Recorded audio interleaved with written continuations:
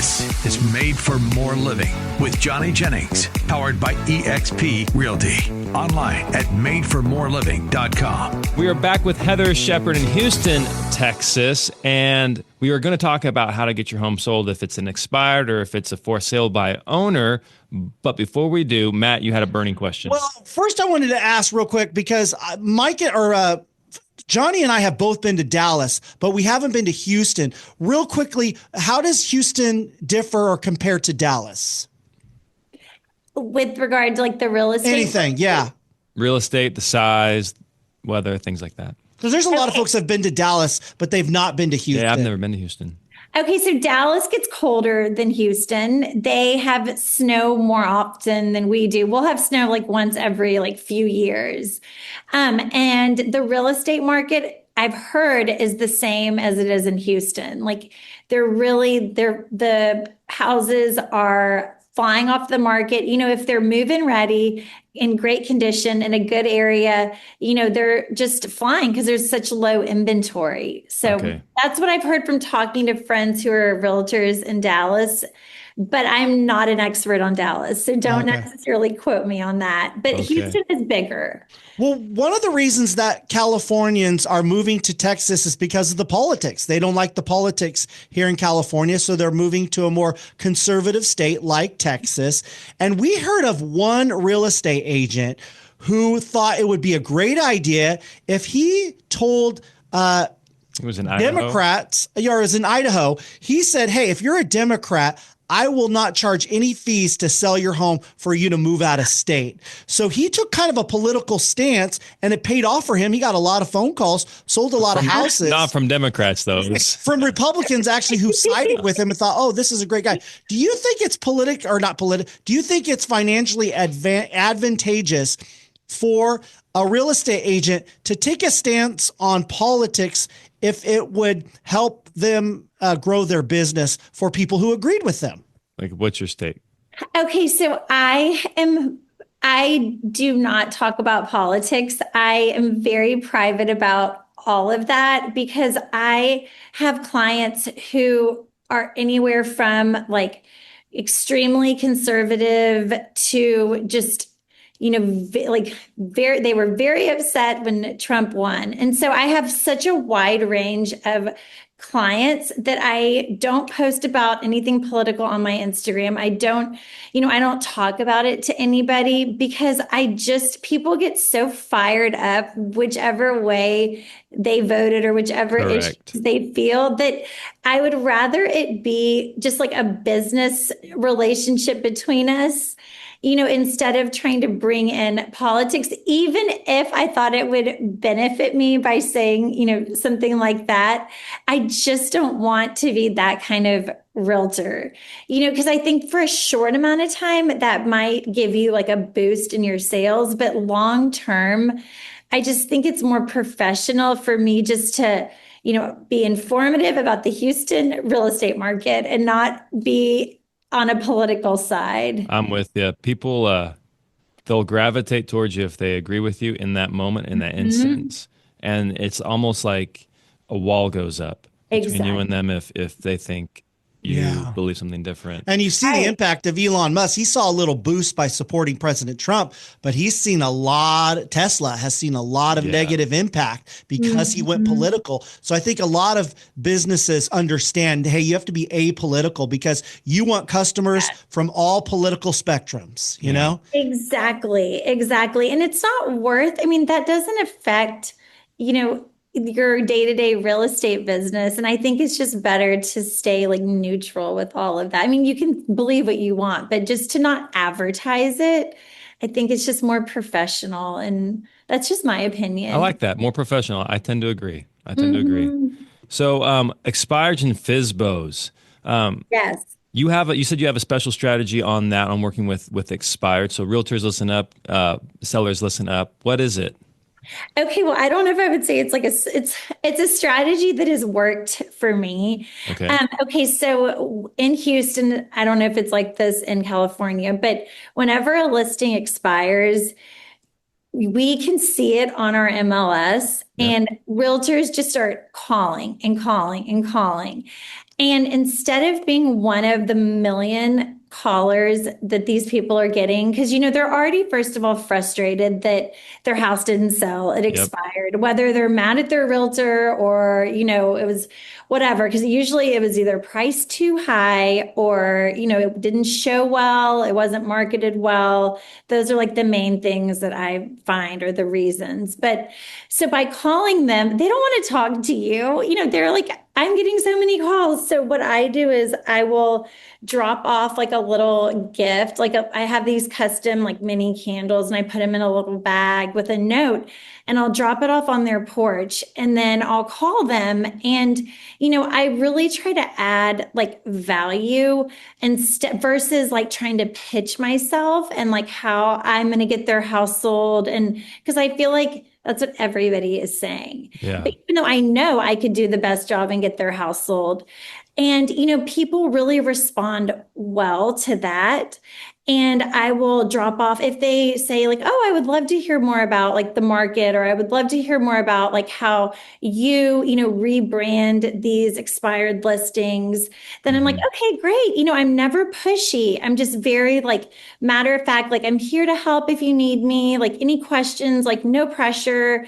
And I have such a really high success rate with these people because they want to feel seen. I always ask them, what happened? Like, and, a lot of the time, like, well, my realtor did this. And I was like, oh, I was like, well, what about staging? Like, have you thought about that? And just give them tips and like slowly just kind of build that trust between yourself and them. And because I feel like the pushier you are, and they're like, whoa, I just had, my house was listed for 180 days and I'm so mad it didn't sell. Yep.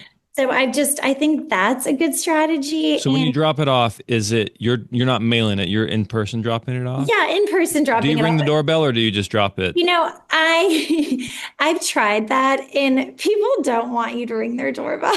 Okay, that's why I'm asking. I'm curious. It's like in Houston. And so I just put it on their porch, with a little like handwritten note on one of my cards. And, I'm just like, I want to introduce myself. I've sold a lot of houses in this area. I saw you were trying to sell your house. Yeah. I'm here to answer any questions or help if you need anything. So you drop off a candle, and then is there like a little like letter inside the package about you with your business card? Oh, I put my card, yes. Is there anything else, or? My card has my Instagram, and then I write them like the little like quick handwritten note about how like, I'm here to help or whatever, quick little note. And the handwritten note also, like people love that because they're like, oh, I feel so special. It's not just like some generic thing that some realtor put on their door. Like, I can sell your house for top dollar. It's more of a personal. And then I always try to relate to them. Like, oh, you're trying to sell your house because like your kids are grown up and you're starting a new chapter, or, you're getting divorced, or, like different things like that. Because people have all sorts of reasons for, as for selling their houses. And if you can really connect with them and they feel like seen and heard, like I had this one family and they were like, our realtor just didn't listen to us. We were trying to tell her like, we just, we don't want to do renovations. We don't want to do all these things. We'll paint, and she was like, don't even do that if you're not going to do everything else. And so I think people they want to feel seen and heard, and they appreciate like the time, like as a realtor because our job is really to help people and to help them, whatever their goals are. So you drop it off and then you just wait for them to call you, or do you ever call? I'll call, but I'll say sometimes like, I have a really high success rate of them calling or texting me and just saying like, thank you so much for the gift. Like, sometimes people will say, I'm going to, list again with the realtor who listed it before. We're making some changes. And then other times they're like, I would love your opinion. Do you mind coming by? And I always say, no, I would love to give you my opinion. Yeah. And it just like creating that connection between yourself and the homeowner makes a difference. And I also love meeting new people and like talking to people, and just really those connections is what. So how many expireds typically are there in a day in Houston? Because it's a big place? Oh gosh, I wouldn't even. I don't have a number. I wish I did. So how do you determine who you're going to send the packages to, or By the drive areas, to? by the Okay. different areas. Yes, by the zip codes. That's how Okay. I determine it.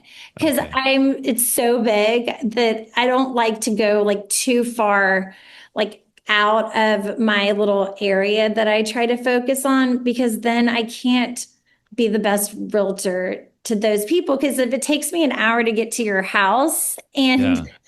That's it's, what I was curious. Like, you're driving all the way, dropping it off. You just told me traffic could be really bad. Like, yeah, that would blow your day right there. right. And I try to be strategic about it. Like, Yeah. I don't drop it off always the day it expires or, I don't have a perfect system. That's just kind of, But you're doing something. You're doing yeah. something, which is more than what most agents are doing. Thank you. And it really, agents should try it. Just dropping like something off. And then you can always call and say, hi, I dropped off a little gift for you. It gives you like something to talk about versus Yes. calling and like reading a Tom Ferry script or, like doing one like, and I think he is incredible. But those are just things that every realtor is doing.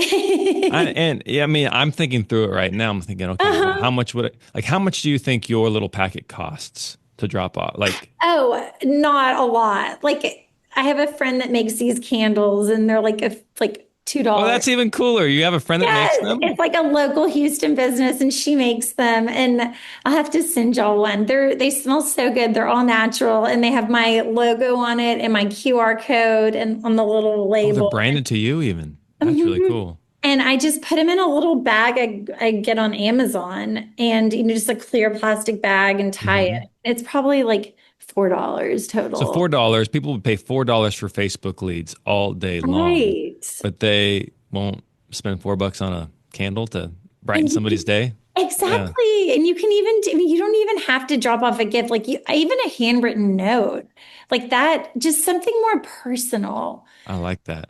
That's really cool. That's a takeaway for me. Yeah, try it. I will try it. I'll let you know. I'll let you know how it goes. And See then, what you think. so that's expired. And so then typically you mentioned the reason why the house didn't sell was it was probably overpriced, didn't present well, didn't have a decent marketing plan. So you come in and you say, hey, here's how I would tweak it. And that's the conversation you have with the sellers. That's right. And, Perfect. professional photography is always something you can't sell a house with iPhone pictures like on MLS. Like it just doesn't show well. Like there's certain things that you really need when you're selling your home and Agreed. declutter, like, all these things like that's free to declutter. Exactly. Hey, by the way, I just checked the clock. We are running out of time. So if somebody's moving to Houston, what's the best way for them to reach out to you? You can find me on Instagram at HS Homes Houston, and I have my phone number on there. Send me a message on there, or call me or text me anytime. And Heather, it was a joy. It was a joy having you on the show. I can tell why you're successful. You connect with people. You're very good at what you do. Thank you for taking the time today. thank you so much for having me. Well, I don't have to tell you that we live in a world of AI, robotics, automation, a world where you have to sit on the phone for over 45 minutes just to talk to a real person on the other side of the line. And when it comes to selling your house, you don't want to work with AI or automation or robotics. You want to work with a real person who understands the different intricacies of your home, your personality, your needs, and your desires. And that's why we recommend the best, Johnny Jennings and his amazing team at Made for More Realty. There's a reason why they've been so successful. The number one team in Roseville for the past 3 years, over 1,000 five-star Google reviews. So if you're trying to sell your home and you want to work with a real person, talk with them and get them to understand your needs, then reach out to Johnny Jennings and Made for More Realty. Hey, and listen to this. If you're not interested in doing showings and open houses or even doing those costly needed repairs, Johnny Jennings will give you at least 3. That's right. 1, 2, 3, at least 3 cash offers on your home guaranteed in as-is condition. So again, work with someone that so many of our listeners have trusted over the years. That's Johnny Jennings with Made for More Realty. Just Google Johnny Jennings and the Tom Daves team at Made for More Realty and get more for your home.